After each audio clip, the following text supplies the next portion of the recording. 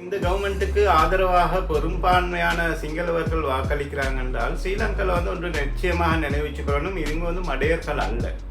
இந்த ஸ்ரீலங்காவில் இருக்கிறவங்க முதலாளித்துவ பொருளாதாரம் சம உடைமைவாதத்தை பற்றியும் ஓரளவையிலும் தெரிஞ்சு வச்சுக்கிறாங்க. சாதாரணமாக சம உடைமைவாதம்னு சொல்கிற மார்க்சிச பொருளாதாரத்திலேருந்து வந்தது. இந்த மார்க்சிச பொருளாதாரத்தை எடுத்து வந்தாலும் முதலாளித்துவ பொருளாதாரத்தை விட கேபிட்டலிசத்தை விட கொஞ்சம் வித்தியாசமாக தான் இருக்கும்.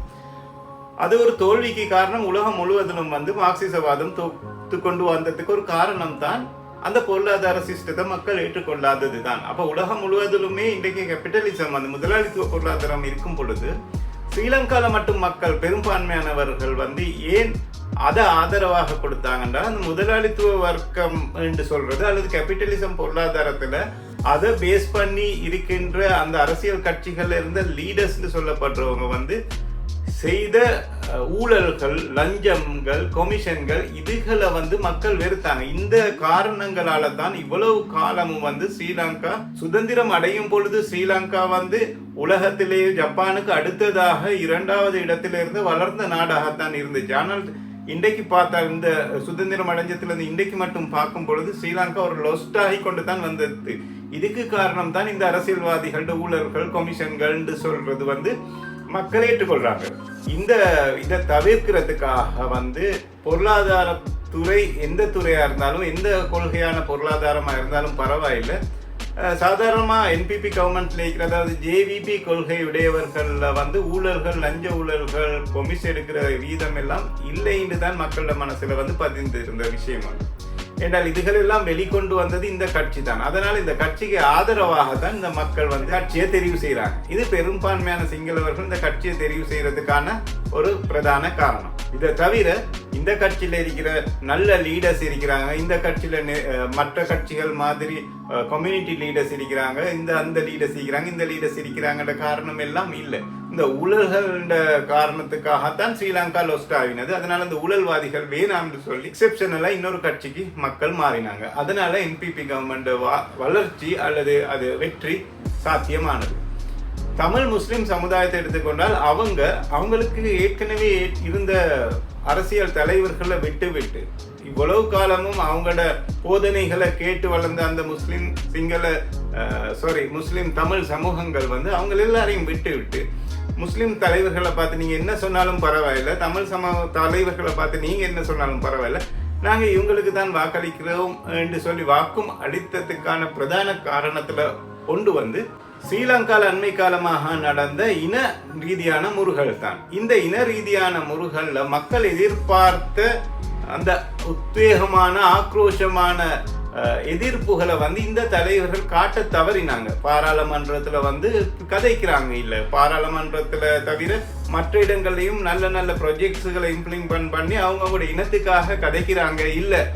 அதனால நிறைய முரண்பாடுகளை சந்திச்சாங்க ஸ்ரீலங்கால வாழ்ற மற்ற சிறுபான்மை இனங்கள் சொல்லப்படுறவர்கள். உதாரணமாக முஸ்லிம் சமுதாயமே எதிர்நோக்கிய திகன கலவரத்திலிருந்து அலுத்கம கலவரத்திலிருந்து இந்த கலவரங்கள்லையும் அடுத்தது கோட்டாபய ராஜபக்ச அவர்கள் அரசாங்கத்துல நடந்த இன ரீதியான முரண்பாடுகள் நேரத்தில் கூட முஸ்லிம் தலைவர்கள் முஸ்லிம்களுக்காக கதைக்கவில்லை என்றும் தமிழ் பிரதேசங்கள்ல நடக்கின்ற அசாதாரண விடயங்களை அவங்க குரல் எழுப்பவில்லை என்று தமிழ் தலைவர்களுக்கு எதிராகவும் தமிழ் சகோதரர்கள் அந்த கருத்துக்களை அவங்களுக்குள்ள நம்ப தொடங்கினாங்க. ஸோ இதனால இந்த குறிப்பிட்ட இனத்துக்காக இருக்கின்ற தலைவர்களை நாங்க நம்புறதை விட ஏற்கனவே என்பிபி கவர்மெண்ட் இன ரீதியாக இனத்துக்கு அப்பால் பட்டு சிந்திக்கிறதாக தனிச்சு அவங்களோட பார்வையில எந்த இனமும் ஒன்றுதான், எல்லாம் மனிதர்கள் தாண்டுன்றதுதான் அவங்க. ஏன்னா என்பிபி கவர்மெண்ட்ல இருந்து பெரும்பான்மை ஆட்கள் மத சார்பு அற்றவர்களாக தான் இருந்தாங்க. அவங்க பெரும்பான்மையா என்பிபி கவர்மெண்ட்ல இருந்த நிறைய லீடர்ஸ் எடுத்துக்கொண்டால் அவங்க பௌத்த மதத்தை கூட பின்பற்றாதவர்கள், அதாவது மத சார்பு அற்றவர்களாகத்தான் அவங்க இனம் காணப்பட்டிருக்கிறாங்க. ஸோ இந்த சிறுபான்மை சமூகம் பிரதான காரணமாக ஒன்றை சொல்லலாம் என்பிபி கவர்மெண்ட்டுக்கு ஏன் வாக்களிச்சாங்கன்னா இந்த தலைவர்களோட மேல இருந்த ஒரு அதிருப்தி. அந்த அதிருப்தியை காட்டினாங்க எங்கன்னா என்பிபி கவர்மெண்ட்டுக்கு மேல. ஸோ அந்த என்பிபி கவர்மெண்ட்டுக்கு மேல எப்படி காட்டினாங்கன்னா பாசிட்டிவாக எலெக்ஷன்ல ஓட் பண்ணி காட்டினாங்க. அதனால அந்த என்பிபி கவர்மெண்ட்டுக்கு சிறுபான்மை வாக்குகளும் கிடைக்கப்பட்டது. அதே நேரம் ஏற்கனவே சொன்ன மாதிரி பெரும்பான்மை வாக்குகளும் கிடைக்கப்பட்டது. இந்த சந்தர்ப்பத்தில் தான் என்பிபி கவர்மெண்ட் வந்து அதிகப்படியான வாக்குகளை பெற்று பெரும்பான்மையாக பார்லிமெண்ட்ல சீட்ஸுகளை எடுக்கக்கூடிய நிலைமை இருந்துச்சு. இப்ப அடுத்த கட்டம் வந்து மக்களோட நல்ல அபிப்பிராயத்தை வென்று விட்டார்கள் என்று சொல்லலாம். அது பெர்ஃபெக்ட்லி ஆல் ரைட்.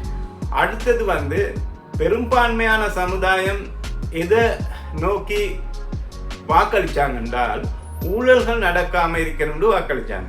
அப்போ ஊழல்கள் நடக்காம வாக்களிச்சிட்டாங்க, வெற்றி பெற்றுட்டாங்க, அது ஓகே.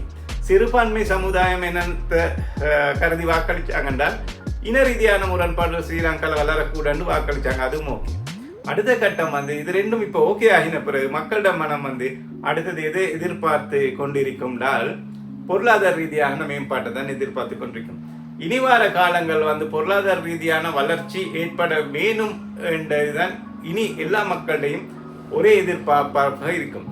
இதை வளர்ச்சி அடைய செய்ய இயலாமல் என்பிபி கவர்மெண்ட் போனால் சப்போஸ் மீண்டும் தலை தூக்க போது ஏற்கனவே இந்த 70 வருஷமாக ஆண்ட அரசியல் கட்சிகளோட போட்டோ காப்பீஸ் தான். ஸோ அந்த போட்டோ காப்பீஸால மீண்டும் மீண்டும் வேற வேற என்ன பிரச்சனைகள் வரப்போகுதுன்றது வந்து இந்த கவர்மெண்ட் நடவடிக்கைகள்ல தான் இருக்கு. ஸோ இந்த கவர்மெண்ட் இம்ப்ளிமெண்ட் பண்ணப்பட்ட பொருளாதார கொள்கை வந்து உடனடியாக எக்ஸ்பீடைட் பண்ண வேண்டும். ஏன்னால் இன்னும் இருக்கிறது வந்து லிமிட்டட் காலம் தான். ஸோ இன்றைக்கு நாளைக்கு இவங்க இம்ப்ளிமெண்ட் பண்ணி இன்றைக்கு நாளைக்கு இதை இம்ப்ளிமெண்ட் பண்ணிட்டு ப்ராஃபிட்டை வந்து அடைஞ்சால்தான் மக்களுடைய எதிர்பார்ப்புகள் இருக்கும். பெரும்பான்மையான மக்களோட கையில் இருக்கிறது, சிறுபான்மைக்கு என்ன கிடைக்க பெறும்ன்றது வந்து அவங்களுக்கு லீஸ்ட் கேர் அபவுட் இட். ஆனால் அவங்கள மனசுல இருக்கிறது வந்து பொருளாதார ரீதியாக வளர்முகமான ஒரு நாடாக இது வளர்ச்சி பெற வேணும்ன்றது. ஸ்ரீலங்காவில் இருக்கிற முஸ்லீம் தமிழ் சமுதாயங்களுக்கு மத்தியில் ரெண்டு விஷயம் வந்து ஒன்று பொருளாதார ரீதியாக முன்னேற்றம் அடைய வேண்டும், அதோட இன ரீதியான முரண்பாடுகளும் இல்லாமல் ஆக்கப்பட வேண்டும். ஸோ இன ரீதியான முரண்பாடுகள் இல்லாமல் ஆக்கப்படுவதற்கான ஸ்டெப்ஸ்களை எங்களுக்கு காணலாம்.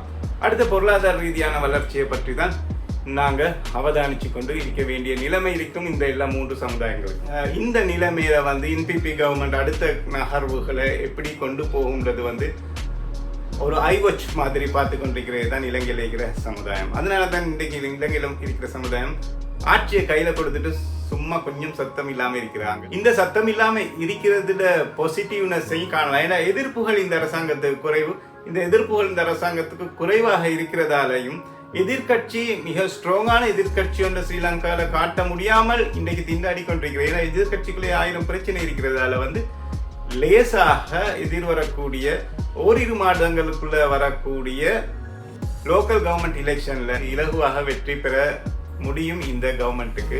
அது சம்பந்தமாக டீப்பா பேசுவோம். மறக்காம சப்ஸ்கிரைப் பண்ணிக்கொள்ளுங்க. அப்பதான் புதிய வீடியோக்கள் உங்களை வந்தடைய இலகுவா இருக்கும். மற்றும் ஒரு வீடியோல சந்திப்போம்.